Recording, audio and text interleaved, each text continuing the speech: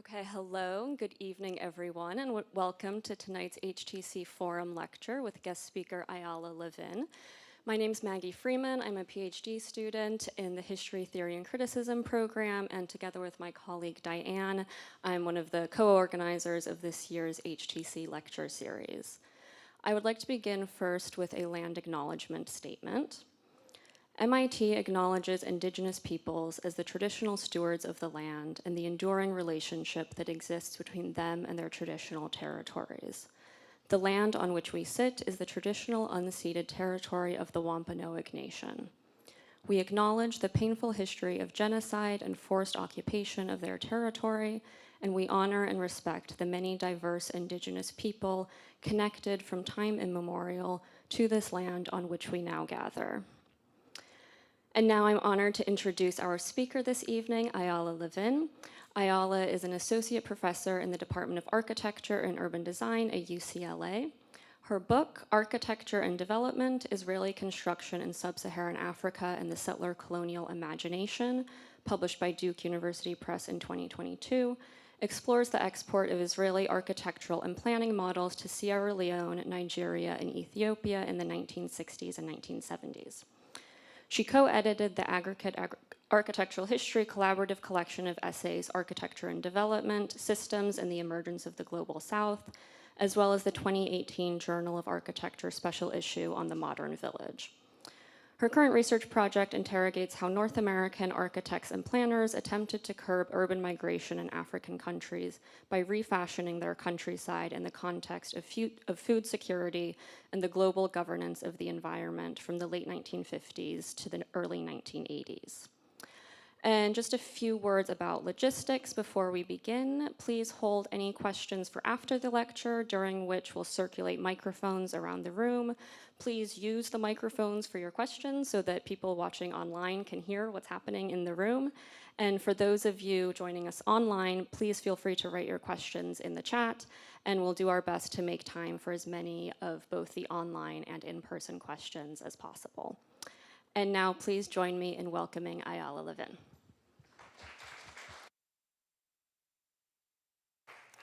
Thanks. Can you hear me? Is the mic on? Okay.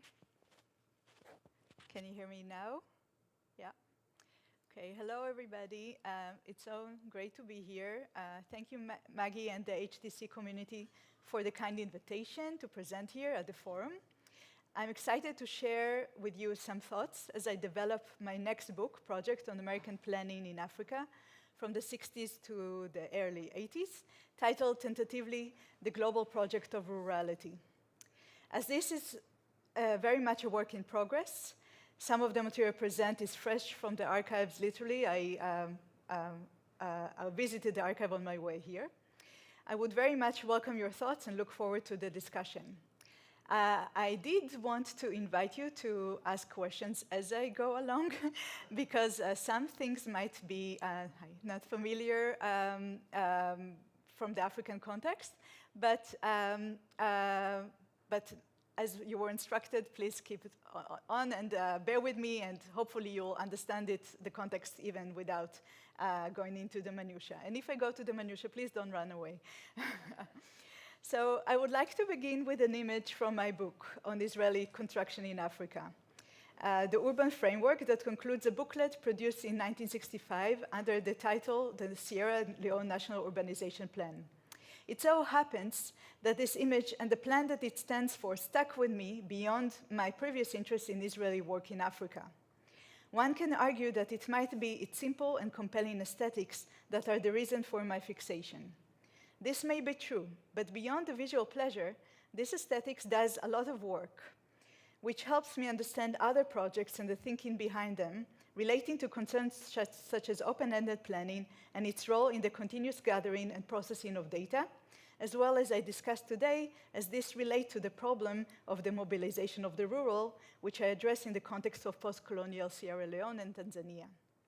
I will return to this image in the middle of the talk, as it will help hold together the other two components of my lecture, namely the theorization of the region in regional planning and the role of regional planning in Tanzania's project of self-reliance. Analyzing Tanzania's third five-year development plan, Kighoma A. Malima, a Princeton University trained economist who would become Tanzania's Minister of Finance in the 90s, wrote, "The regions should be able to mobilize both the requisite human and material resources within their respective areas and plan their rational and effective utilization to meet the needs of other people." In his formulation, there was the region, a governing entity, and its people, who served both as the subject of governance and significantly as its human resources. As a governing entity, or rather a device, the role of the region in Malima's formulation is to mobilize its resources and plan their utilization. Written in 1979, this paper, as well as the recently published governmental plan it analyzed, reflects a decade of intense regional planning in Tanzania, which complemented a forced villagization campaign under the banner of the Arusha Declaration for an African-based socialism and self-reliance. This socialist self-reliance, perhaps ironically, was sustained by international aid, most of which came from the Western Bloc. One of the many firms involved was the American Development Alternatives Incorporated, DAI, which I will look into in the third part of my talk. In this talk, I ask what about the region, in planning thinking, allowed it to perform as a representation of a people and as a governing device meant to mobilize them as resources. More specifically, I ask how the region as a planning and governing concept was employed in the mobilization of rural communities in post-colonial Africa to mediate local forces and national planning, so grassroots mobilization and centralized planning.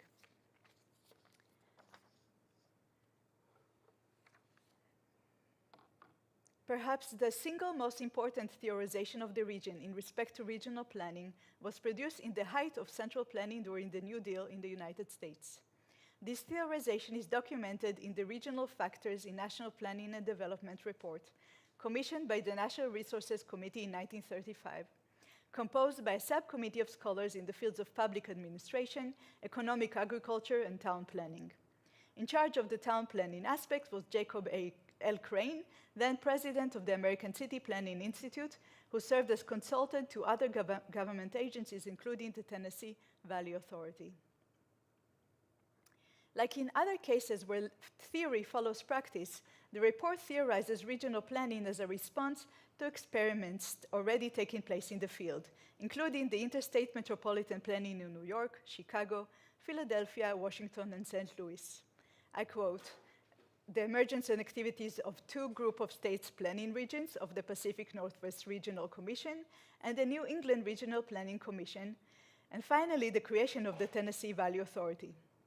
As this list indicates, the challenge the committee was called to address was primarily an administrative one: how to create a framework for interstate planning. These regional formations did not derive from cultural regional movements that proliferated since the 1910s in the US. Rather, the regional concept emerged from infrastructural modernization, where administrative boundaries collapsed under the pressures of infrastructural scale, or the bigness of modern economy. In other words, these interstate formations responded to a modern problem of scale, wherein state boundaries cracked under the pressure of economy and its contingency on the contiguity of geographic space and its related infrastructural investments. Eminent urban planner Thomas Adams, who would author New York's first metropolitan plan, explained in 1919 that the regional survey cannot be limited to administrative boundaries, since interests and problems are shared across the lines. As he explained, this was a problem of scalability and flexibility, or how to regulate, I quote, "growth on elastic principles over wider areas," end quote. For Adams, the regional plan was a tentative document, a flexible skeleton whose function was to lay the ground for negotiation and cooperation between municipalities, unlike the more finite document of the city plan. Similarly, in his 1923 plea for regional planning, Adams' contemporary Patrick Abercrombie implicitly considered the regional plan as the medium for negotiation between private and public interests. Narrating the scalar evolution of the planning discipline in Britain from estate planning to national planning, he warned against the persistence of the narrow mindset of estate planning as the discipline transitioned from private estates to city planning.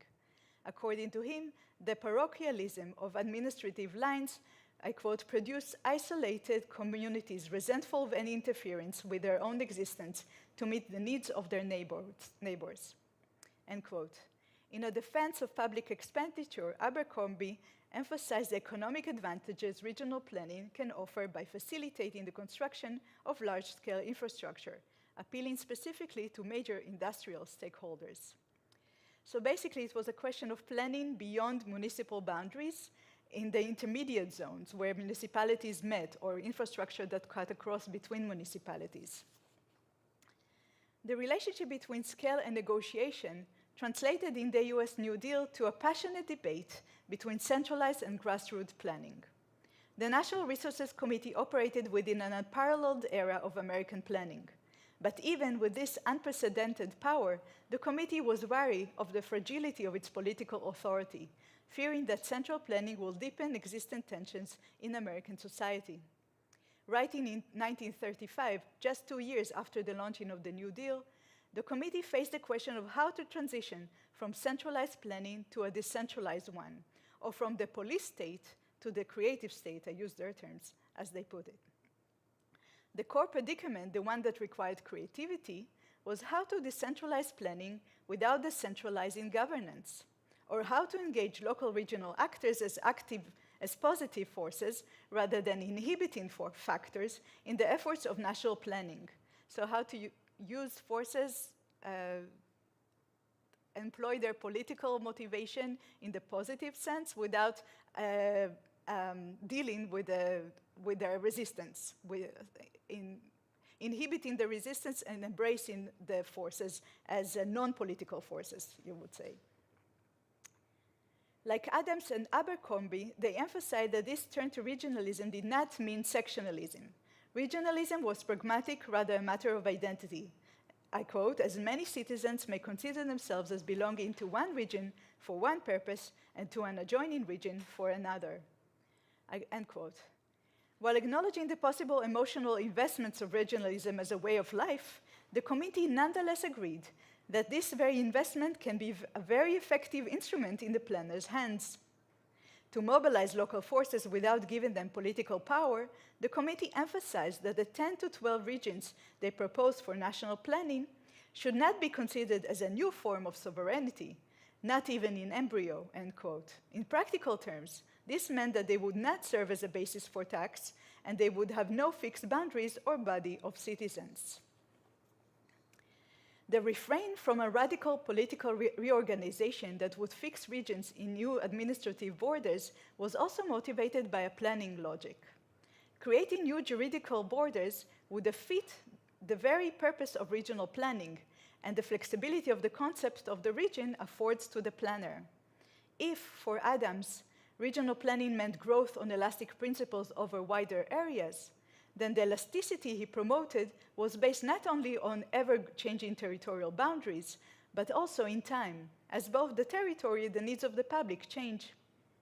The committee broadly drew from the conception of the region as a dynamic organism subject to human and non-human interaction, as developed by Regional Geography School, spearheaded by Paul Vidal de la Blanche in France, who considered the region in terms of possibilism rather than environmental determinism. As a dynamic spatio-temporal unit, as Ijlal Muzaffar put it, the region is inherently unstable, and this indeterminacy was its source of power in the hands of the planners, and purportedly the various publics engaged in the planning processes. The administrative flexibility combined with the manageable scale it provided the planner led the committee to consider the radical notion that the region is in fact a device, rather than a pre-given entity. This understanding of the region corresponds with Adams and Abercrombie's usage of the term, where the region could be defined and redefined in according to needs and the interests rather than a predetermined spatial unit. A group of regional scientists the committee consulted unanimously held that there is no point in constituting definite boundaries for regions. Following their consultation, the committee agreed that regional boundaries are usually indefinite, being zones rather than lines. While it may be desirable to draw boundaries, they stress it should be kept in mind that they are arbitrary. One of the experts consulted, the University of Michigan geographer Preston E. James, stated that, I quote, "It is quite absurd and illogical to seek to establish regional boundaries in detail. They must remain vague, for they are boundaries of a generalization." I really like that quote, boundaries of a generalization. Instead of fixed territories, regions could be more adequately defined as the overlapping zones between definite units, either cities or municipalities. Like the overlapping spaces in Venn diagrams, and depending on the shared factors selected, the resulting regions can be extended and contracted according to changing needs. Surprisingly, however, none of the maps in the report represent this flexibility. The map of the newly conceived regions the committee established represents clear fixed boundaries, even if in fact they function merely as placeholders. Other maps use dotted lines, but these too fail to convey intermediate zones or how these lines might change in the future. This visualization predicament is also present in pictorial representation of regions, where landscapes and forms of habitation stand for the region's defining characteristics and fixate regions, often in romantic cultural geographic imaginaries.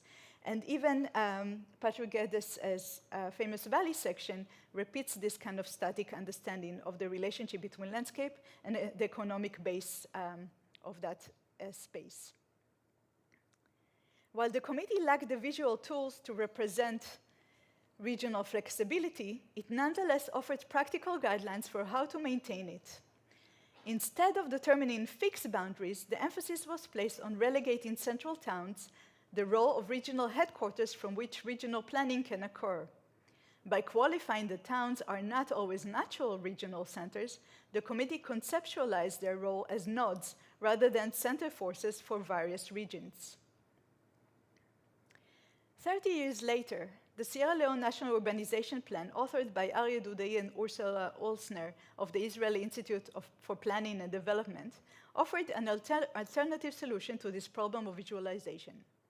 The plan, which was initially conceived as a survey, aimed to solicit funds from the UN Special Fund, created an urban network composed of mid-sized towns in Sierra Leone's vast rural areas. Its stated goal was to balance population distribution across the country, or in other words, to curb migration to the coastal capital Freetown. So this is the capital here. A diagram of this urban framework was presented as the conclusion of a series of regional analyses.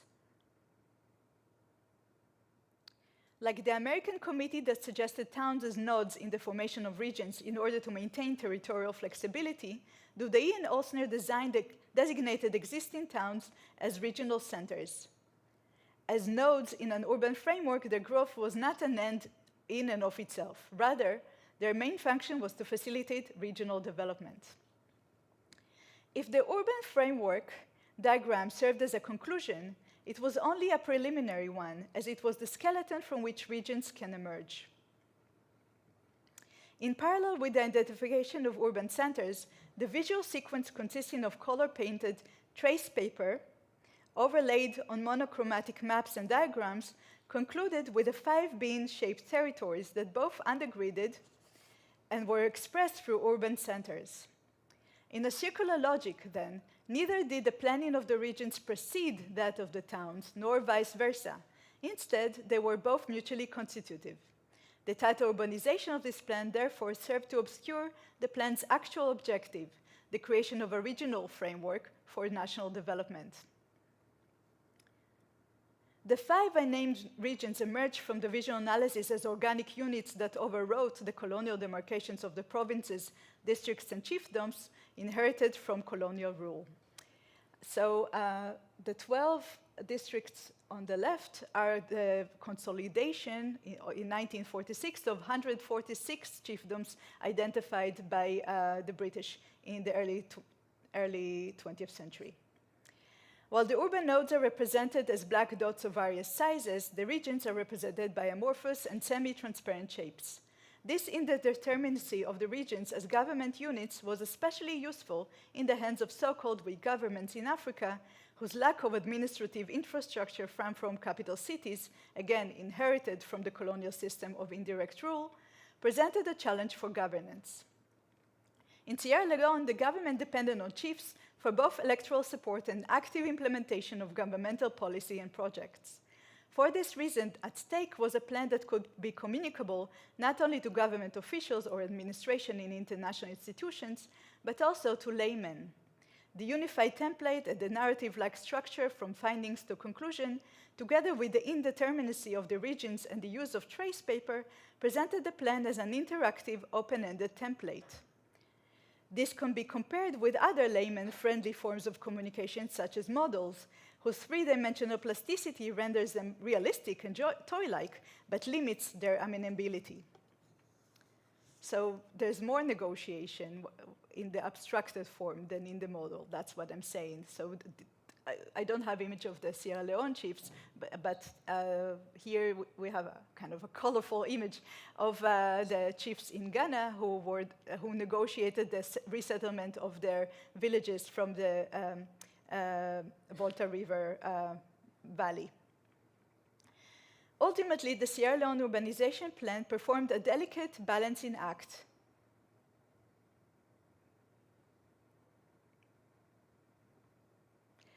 between maximizing resources and preserving existing customs. Located in feasible proximity to the villages, urban centers would strengthen the villages' agriculture production by providing the necessary facilities for their survival in a modernizing economy, albeit without introducing radical social changes. In this process, the planners promised that chiefdom units will be distributed as little as possible, thus ensuring the chiefs that their free workforce, the village youth, will remain within their grip. According to the planners, planning must include factors which will maximize the influence of the town on its surrounding region in order to encourage the population to remain in rural villages. So this is classic governmentality. It is about encouraging and roping the chiefs into these processes because the chiefs will benefit from this kind of modernization. Diverting urban migration from coastal Freetown to local urban centers ensured the possibility of seasonal migration, which presented a compromise between the youth's aspiration for urban life with its promises of cash salaries and freedom from the chief's stronghold, and the chiefs who depended on this youth as unpaid labor for agriculture production.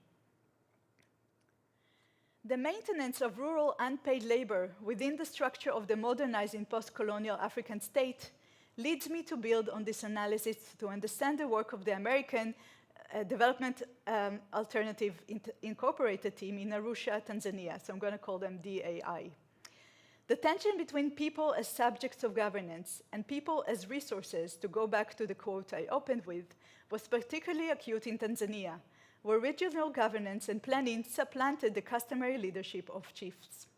Under British colonial system of indirect rule, chiefs provided unpaid labor for colonial public works, especially road construction. So the very thing that connected the villages to the global market, either through taxation or through the exportation of their produce, was based on a pre-capitalist economy of free labor. The colonial government used the chief's authority as a legal loophole for the extraction of labor, even after the International Labor Organization condemned the use of forced labor as slavery in 1930. So customary rule was not subjected to the same legal categories, and therefore the chief could employ whatever means they wanted, while the colonial government paid the chief whatever they decided between them. Mahmoud Mamdani calls this this form of indirect rule, but not only the British indirect rule, the form of bifurcated state in other colonial regimes as well, as dystopic decentralization or decentralized despotism. With the transition from colonial to independent rule, the predicament the Tanzanian government faced was how to mobilize villagers to contribute voluntary unpaid labor as a form of citizenry participation. As is as is iterated repeatedly in the third five-year development plan, the resources for the regional projects would consist the free labor and other contributions of the villagers themselves, so money or labor. The ambiguity of the term free crystallizes this predicament. In the colonial sense, free denotes unpaid labor. In the postcolonial sense, especially in Tanzania, which offers a radical state compared to Sierra Leone, a conservative state in Mamdani's terms, it infers the freedom of its sovereign subjects to choose to actively contribute to the development of the country. The issue at stake, in other words, was how to render unpaid labor a legitimate and legible category in the context of the modern state's institutions and functions. While this tension might be characteristic of many self-help endeavors, the Tanzanian context of mobilization through the hegemonic and later coercive power of the charismatic Julius Nyerere-led TANU party seemed especially ripe for such labor extraction, as recognized by World Bank President Robert McNamara's enthusiasm and financial support for the Tanzanian experiment.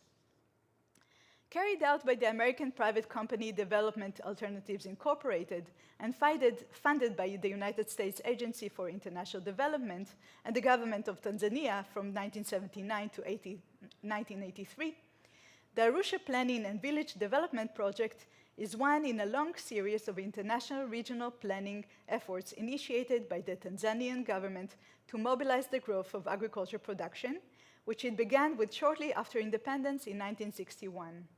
So first it was Tanganyika in 1961, and then in 1964, following its union with Zanzibar, it was named Tanzania. Even before declaring its Ujamaa policy of self-reliance based on African socialism in 1967, the government engaged in a series of self-help experiments and reforms that were geared toward peasant mobilization. Like in the case of Sierra Leone discussed above, the administrative structure inherited from British indirect rule posed a challenge of governance. But unlike in Sierra Leone, where the government absorbed paramount chiefs into its governing apparatus, in Tanzania, a series of radical reforms stripped the native authority chiefs of their official powers. In December 1961, the country's 9 provinces and Dar es Salaam were divided, the capital, were divided into 17 regions, which were subdivided into 60 districts. This division, so here's an image of, I assume, Tanzania nowadays and its division to regions. This division continued to grow with 25 regions in 1975 and 31 in 2016. In parallel, the post-colonial government supplanted the loose British administration in the rural areas and the traditional rule with a hugely bureaucratic structure, highly bureaucratic structure, based on regional commissioners, district commissioners, and TANU-dominated, predominantly elected councils. So this is a very difficult history and bureaucratic history to understand, basically what the government did was to replace the native authority with a governmental bureaucratic infrastructure, a hierarchical one, that would communicate between the rural population and the government. So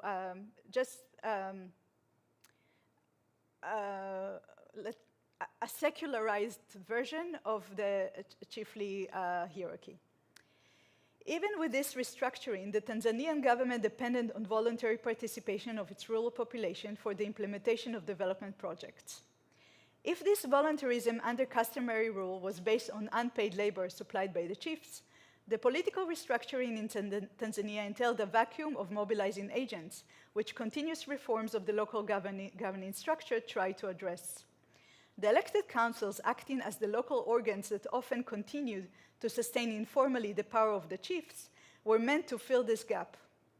In 1966, the native authority councils were reestablished as district councils to act alongside the district administration at the local level. These councils, which were meant to initiate local projects and solicit funds from the government, were discontinued in 1969, leading to growing centralization and coercion in the 70s.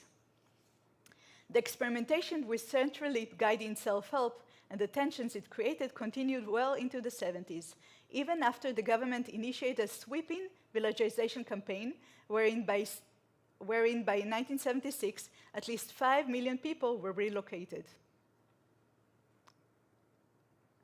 This is perhaps an image that shows the before and after of villagization in Tanzania. Voluntary participation continued to be a central tenet and was considered key to the campaign's success. Forced villagization was just the first step in the process. Another step of socializing into the process through party guidance was necessary for the villages to be considered ujamaa, to be considered actually communal alongside the brotherhood idea.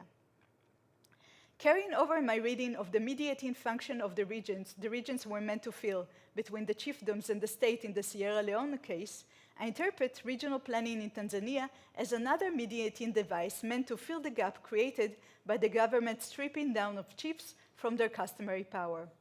The villagization campaign from 73 to 76 coincided with a new emphasis on regional planning the government placed in its second five-year development plan and the 1972 Decentralization Act.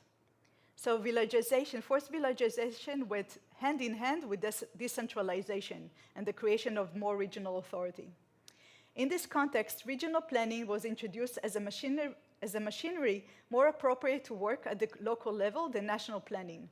It filled the void created by the destruction of the local councils and was supposed to ameliorate the growing alienation between the rural population and the central government.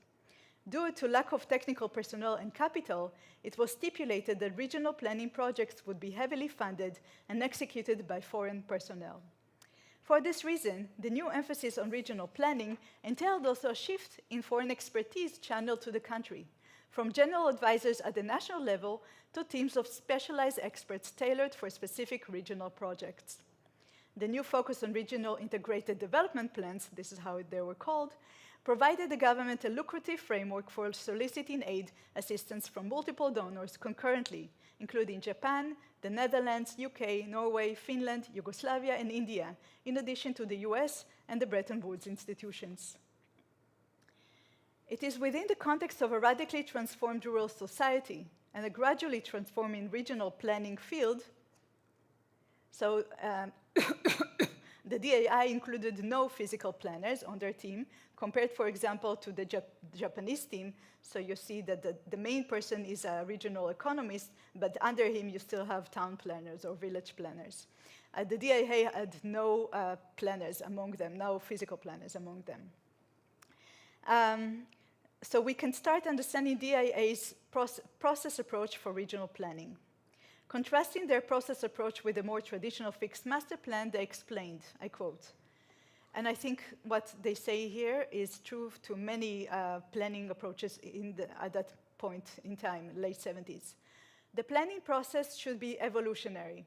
Rather than drawing up a lengthy blueprint for development, the planning in the region would be done on a step-by-step basis, building on the lessons from project development and implementation, and on problem-specific investigation and solution testing. The emphasis on process, action-oriented planning in the context of rural and regional planning dates back to American urban planner Albert Meyer in his work on rural reconstruction in Uttar Pradesh in India in the 50s. Meyer's experiment preceded the Sierra Leone National Urbanization Plan in its emphasis on an open-ended planning process that included the participation of the rural elite. And while we have perhaps images in Meyer's archive, which I haven't visited, but someone else confirmed, plans for specific villages, we don't have a plan for the rural vision that he had for Uttar Pradesh. While his action research approach drew from recent research in organization psychology, spearheaded here at MIT, it was also firmly rooted in New Deal community building projects. Like Meyer's extensive experiment, the DAI's project covered planning activity in 192 villages, involving 489 village meetings or seminars, so they documented everything and they listed them, which in effect compensated for the loss of village councils while complementing the bureaucratic structure and the party's failed political mobilization. Along the irony of relying on donors in support of self-reliance was the fact that this experiment in African socialism resorted to American understanding of grassroots mobilization, well after it had been discredited at the TVA. A conference on regional planning in less developed countries, organized by the University of Wisconsin Regional Planning and Area Development Program in Arusha in March 1980, characterized this method as a reduced approach to planning, functioning under the exigencies of governments that do not have the resources for prolonged research and that demand rapid results. What is reduced in reduced planning is the time and resources that go into the research and data accumulation and analysis as a precondition for project conception and implementation. Referred also by the conference participants as action-oriented or sketch planning, this approach privileged implementation over extensive data collection. In contrast with the volumes of data collection involved in the more disciplinary established comprehensive planning, which in regional planning could grow ad infinitum due to its interdisciplinary and territorially expansive character, the data in the reduced approach was collected selectively and strategically. The move from product-based, the plan, to process-based planning touch on the very underbelly of planning, the growing disconnect of the profession from questions of implementation, resulting partly from the time lag between survey and planning, especially in rapidly changing societies. This disconnect has exacerbated in the context of aid, where growing pressures from the recipient governments combined with a weak administrative infrastructure drove foreign planners to retreat to the secure position of external advisors. This tendency enhanced the fetishistic value of the plan as a rhetorical document, whose very existence was often presented as an actual achievement, regardless of implementation. So, of course, we have a plan. Here's the plan. It doesn't matter whether you implement it or not. The plan exists as proof of development. This is the rhetorical mode of development plans. The reduced approach, on the other hand, was a response to these realities that threatened the pertinence of planning and its global applicability. It addressed the question of how to make planning relevant in the context of rapid changes, understaffed administration, rapid policy and personal turnover, and deep-seated peasantry alienation. According to the Arusha planners, this disciplinary change entailed a shift from the plan or a product-oriented planning approach to something much less defined, which is evolutionary and continuous, I quote. This shift is expressed in the naming of the DAA's mission a project rather than a plan, and is reflective of a broader trend. Planners in the so-called developing countries increasingly disaggregated projects from planning while redefining projects as non-product-based. The reduced approach rendered the traditional physical plan, or even the succinct visual document prepared for the Sierra Leone National Urbanization Plan, an excessive object, a prop in the theater of development for the soliciting and extraction of resources. So, as I said, fresh from the archive, no analysis here. These are just the very few images I found. They are part of a large booklet of many such images produced by a different company for DAI using a satellite system with this beautiful color analysis. But otherwise, what we're facing are mostly, in the archive, documents and documents, textual documents, and more textual documents, and more textual documents. You have them in the archives here in the US. I'm sure you can find plenty of them in the Arusha regional archives and maybe Dar es Salaam in Tanzania, and also the USAID. So the USAID is one addressee as a funding institution, and the other addressee is the Tanzania's government.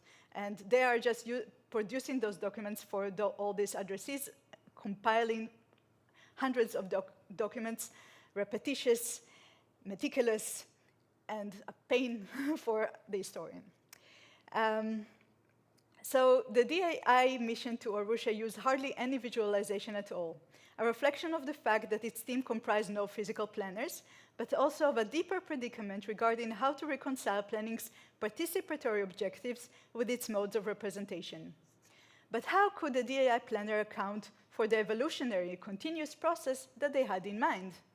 Concerned perhaps with the question of visibility of such process-based projects, which the Arusha conference organized are admitted were more challenging to both than product-oriented ones, they nonetheless needed to show how the $14.5 million the USAID put into the project were spent.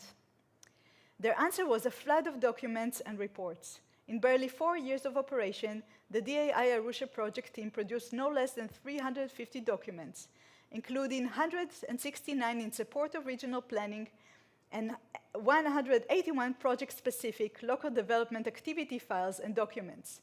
So what you see here is the first page that is only the kind of table of contents for a list of 7 pages of documents that were produced in less than 2 years. So 7 pages, so 8 pages here in total of just titles of documents. The danger in reproducing the reified logic of the plan did not escape contemporary planners, who at another University of Wisconsin meeting on the subject warned against the mentality of documentalism this approach produced.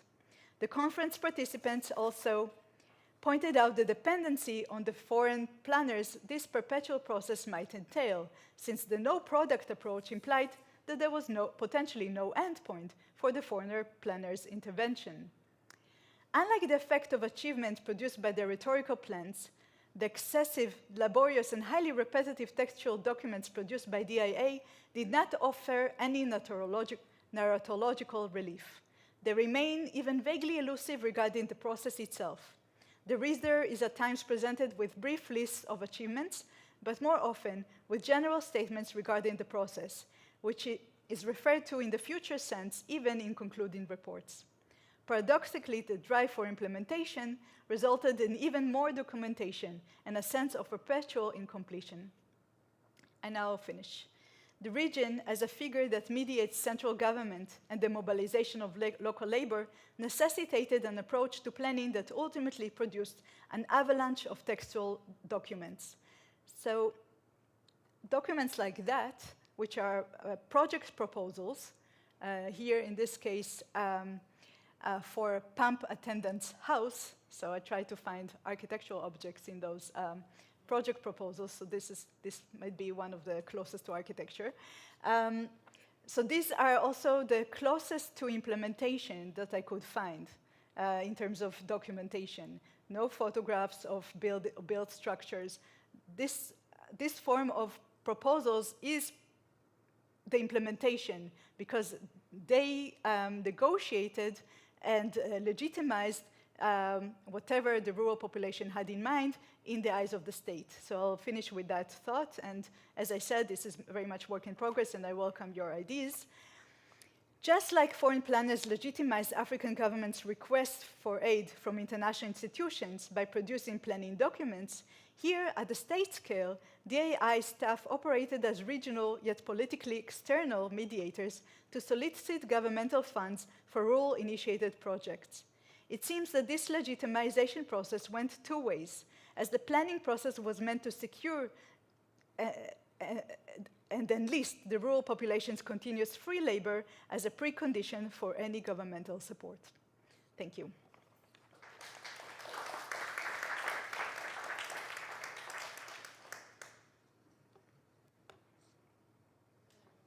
Thank you, Ayala. We can go ahead and open it up for questions, but first I just wanted to thank you for that really detailed and thorough research. I find it hard to believe that that's a work in progress when you seem to have such mastery over this material already.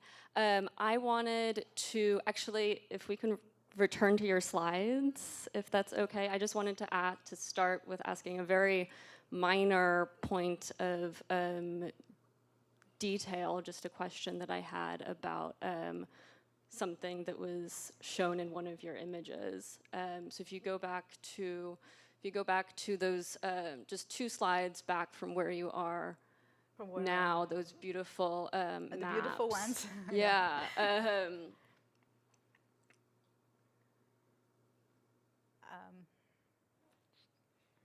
Sorry,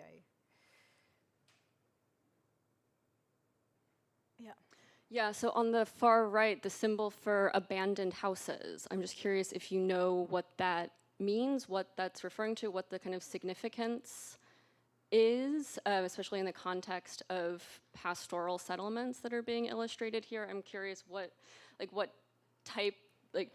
actually abandoned houses means in this context. Are they abandoned because of migration to cities, or just sort of if you know what the sort of background might be to that symbol specifically? So I included this image for you.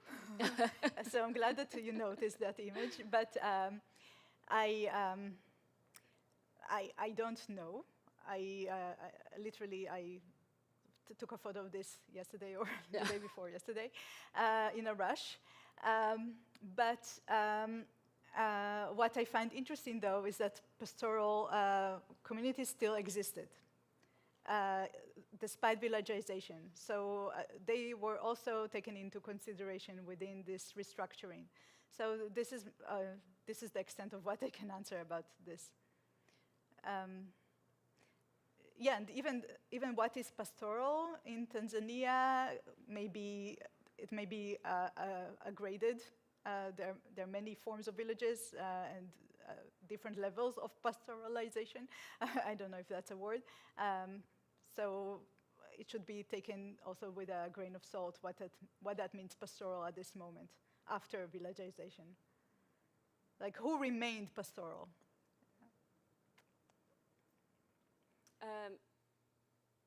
Other questions for Ayala? As I said, you can point to images and show me stuff that I haven't noticed, and it's totally fine. I want to see what kind of questions this brings up.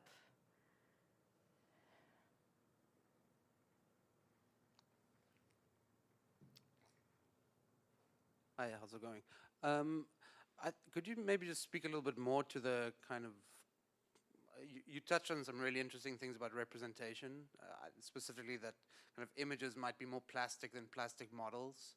I think there's something really fascinating about that in terms of how these kind of large-scale planning protocols get deployed in the developing world.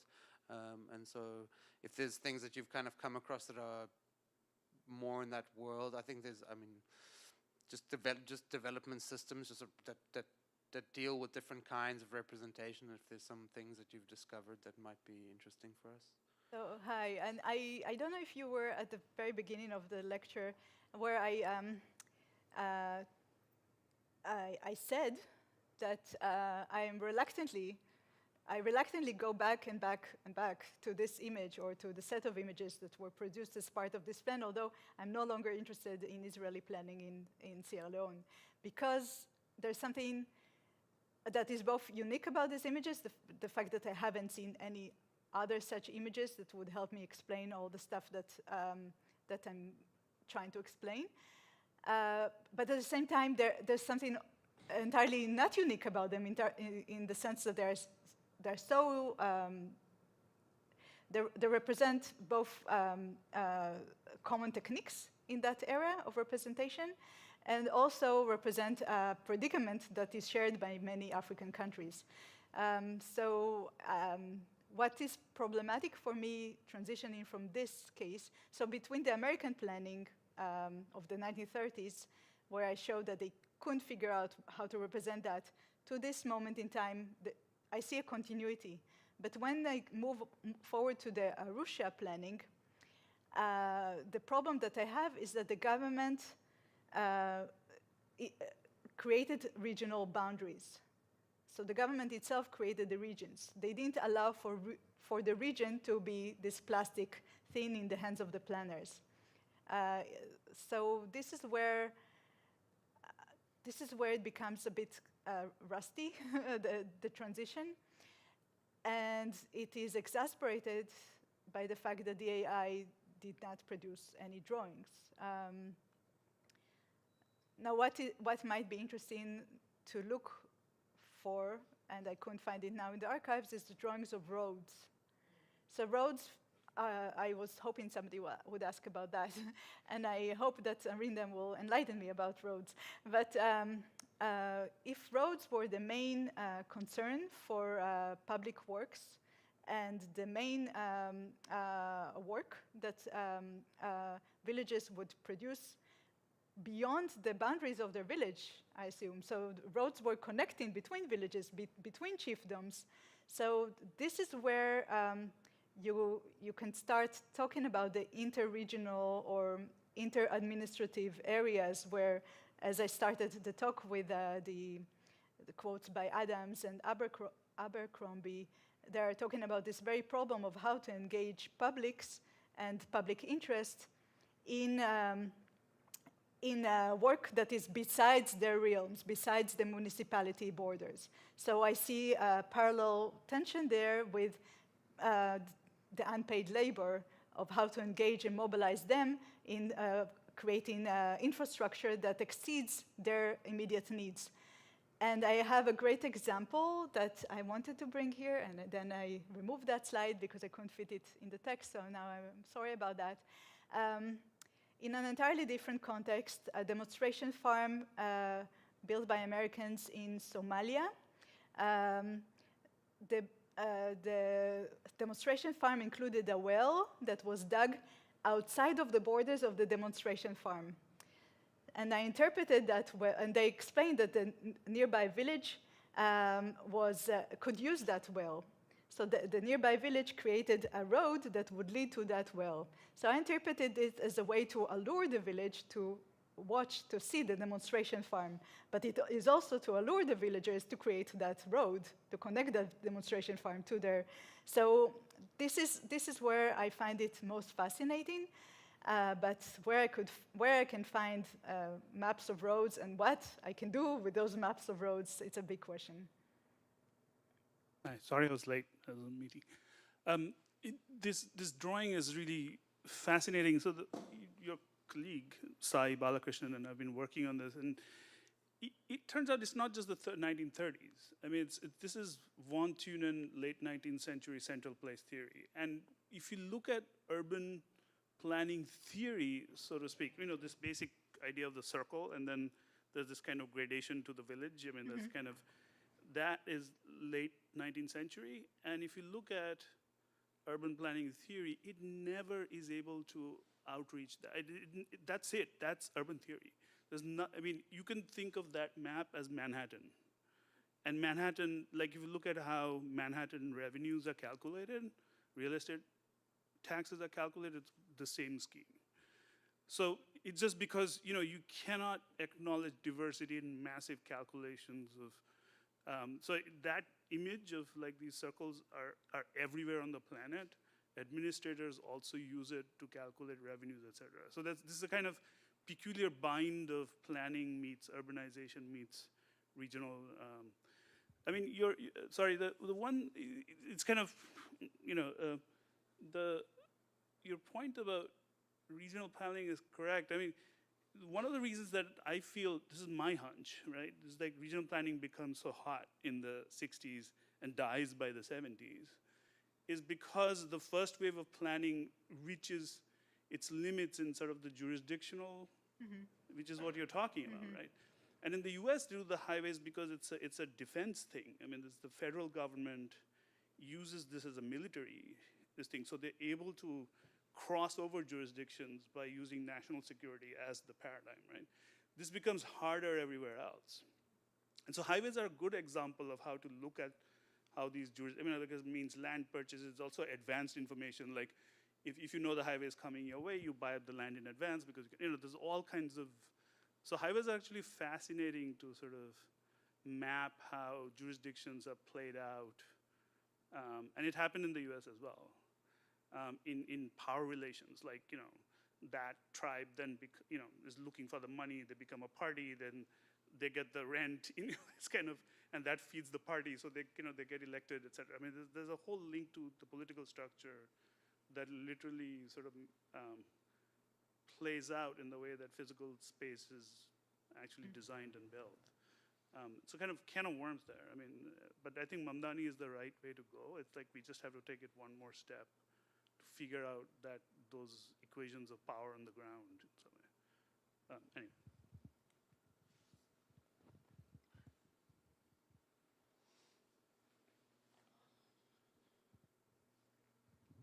Thank you. I was struck by the image, I think it was the Japanese agency for development. If you could go to that image. Yeah, just this sort of sheer diversity of different kinds of expertise that are listed. Here you have the social system planner, the hydrology planner, the agricultural engineer.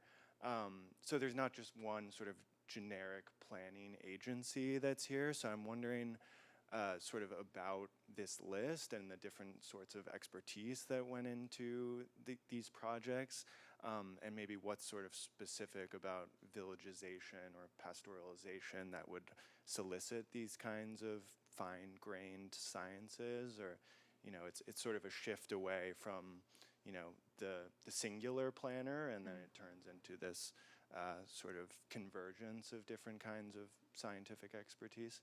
Yeah, and the title of those are integrated regional development projects. The integrated means integrated, interdisciplinary.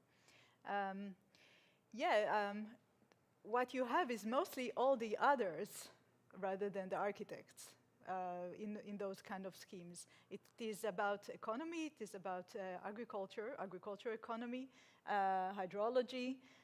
Yes, you would have some tourism planning, for example, conservation, also in relation to conservation of wildlife. This is a plan for Kilimanjaro, yes. So this is a highly touristic area.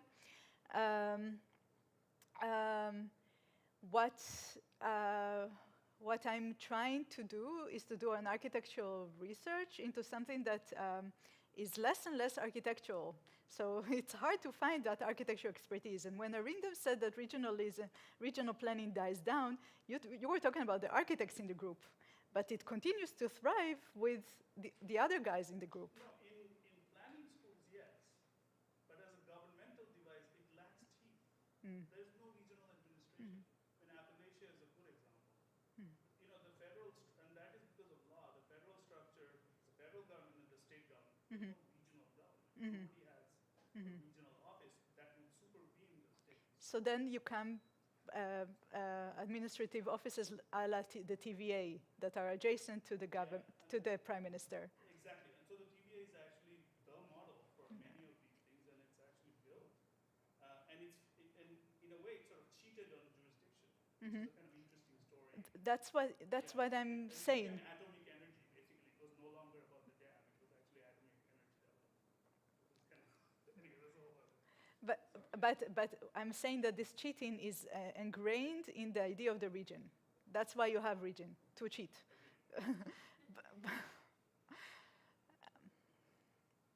And just to finish the thought is that even when my point is that at this moment in time, even when you plan cities in Africa, capital cities like Abuja in Nigeria, you employ such an interdisciplinary group because the city is also about the villages that it resettles or the villages that feed into the city.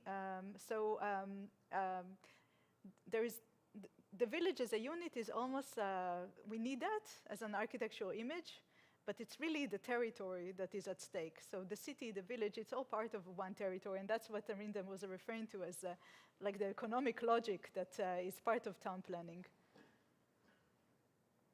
Yeah, thank you for your talk. I wanted to actually build up from something that both Jack and Arindam just mentioned. That is the relevance of your talk to a broader history of the role of the planner and as an expert. So your research has draws out this history from, as you said, from product to process based planning, and there's also this more and more embrace of the region by planners, and my understanding of it is kind of that it's they're trying to represent something that's unrepresentable, right? The region as this completely undefinable thing, but they're still trying to sell it to you, and they're the only ones who can actually do that. And I'm wondering whether then the outcome of what you've been showing us, with whether it is the kind of the pixelated plans that we were showing us, or the masses of documents that come out of it actually speak of a process of mystification or codification that these planners are kind of engaging in, that they're kind of fearful of like being devoid of their own expertise because the region isn't important anymore, and so they're really trying to become the only ones who are actually able to engage with that research. I think I'll put it a bit differently.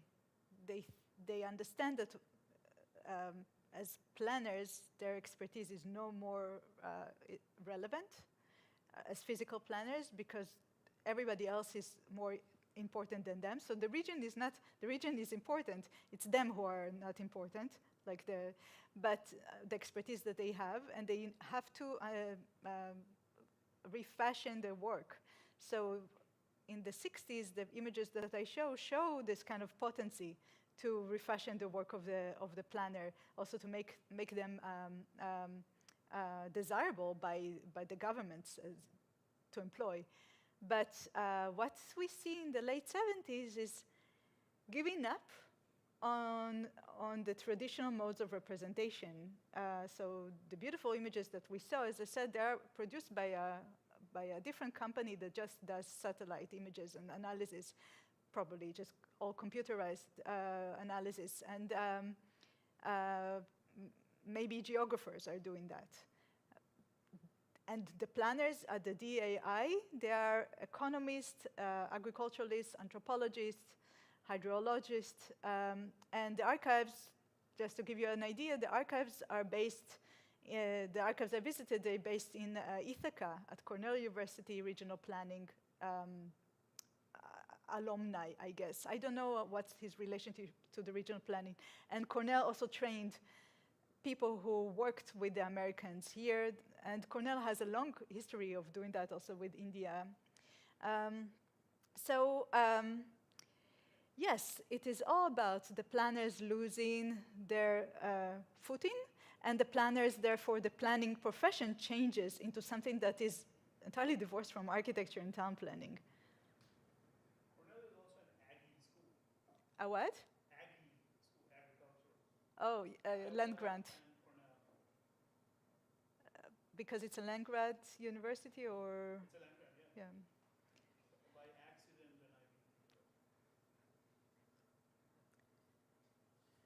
Yeah, so Cornell is funny because, as I said, Wisconsin comes up in my talk all the time, but Cornell is. Hi, Zach. Hi. Thank you for this talk. I'm wondering, kind of building off of Lhasa too, the question of product to process. It seems that after it becomes converted into this sort of process-oriented project, this sort of, let's say, global south integrated set of development plans, it then gets reconverted by like the late 80s into a product again that then requires capital in the form of taxation and in the form of the sort of formalization of what we call informal settlements to then kind of recapitulate this whole cycle of planning and development. So I'm wondering, to what extent is it evident within these archival materials that you're looking at, the ways in which, you know, you can kind of see these types of plans as becoming instrumentalized in the sort of privatization of the public systems that are in some way, shape, or form, whether that's through the USAID, whether that's through the Tanzanian government, who are at this point in time being the sort of main funders of this, that then, you know, eventually sort of become less player by like the 90s? That's a really great question, because this is a real transitional moment. And in literature where I read about the planning project, it was considered as an appropriate technology project, which we know feeds into neoliberal work. So this is the moment of transition, and the fact that USAID in general hires private companies to do international aid is already a step towards this privatization. And this company, not the Japanese one, I don't know, but the DAI is still operating today with offices in Lagos, and and I really don't know what they're doing. It's like this project, it's a mystery what they're actually doing. But I think the link to with appropriate technology and small is beautiful. This is and where you read about it, you'll read about it in the NGOs mainly. It's not. Yeah, it's for me it's a new territory because I was all state-funded projects, and now this American world is. Shifting grounds. You don't know what you're dealing with. Who is this person that I visited his archives? Like I don't understand his title even. And he established this company after experience in Vietnam. And I hope somebody will write about this because I cannot deal with his Vietnam files. But the connection between Vietnam and this is an important one.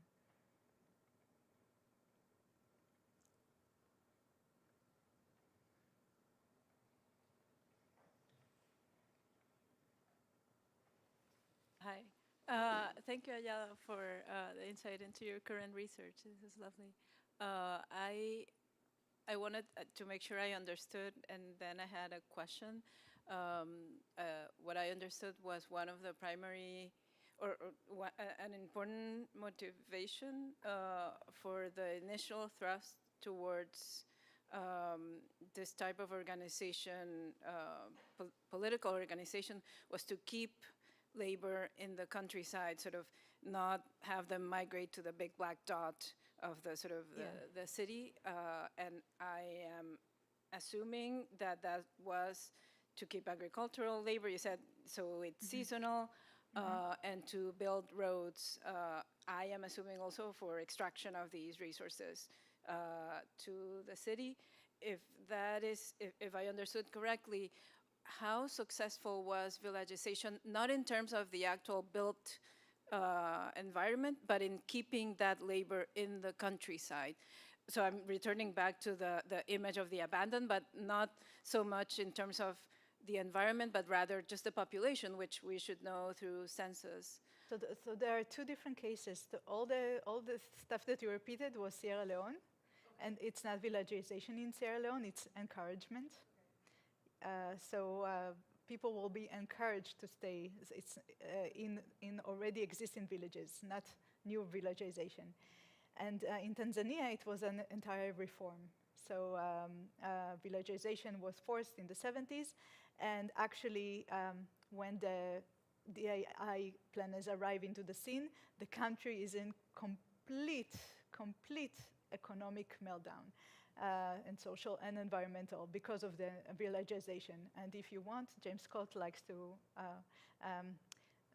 it's a good example for James Scott.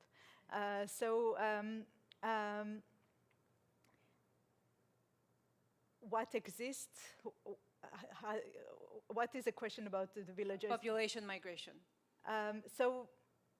The population was resettled in Tanzania into those villages.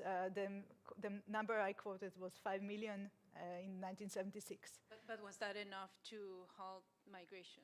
I guess that's my question. I'm comparing there was, situation in yeah, South America. there was no. I don't think there was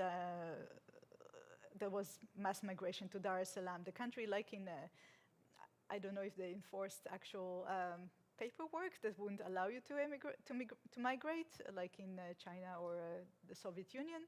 But yeah, the rural population remained rural.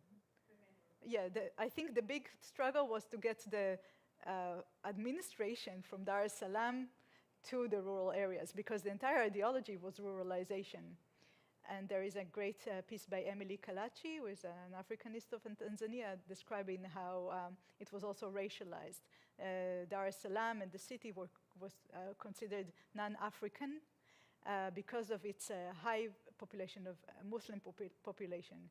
So a true African would live in the rural area. So what I try to demonstrate with the planning of Dodoma is that Dodoma, it's suburbanite,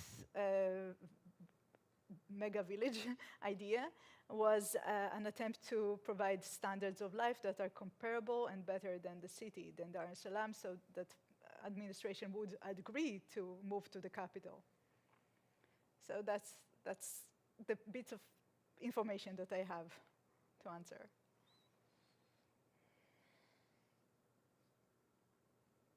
Other questions?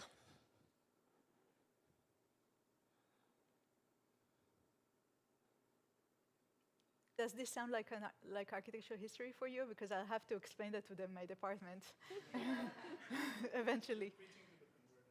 I know, but I'm looking into the Architects Collaborative, hopefully, archives, so I could show that there were actual architects involved in such projects. Well, thank you so much for your patience and for your great questions.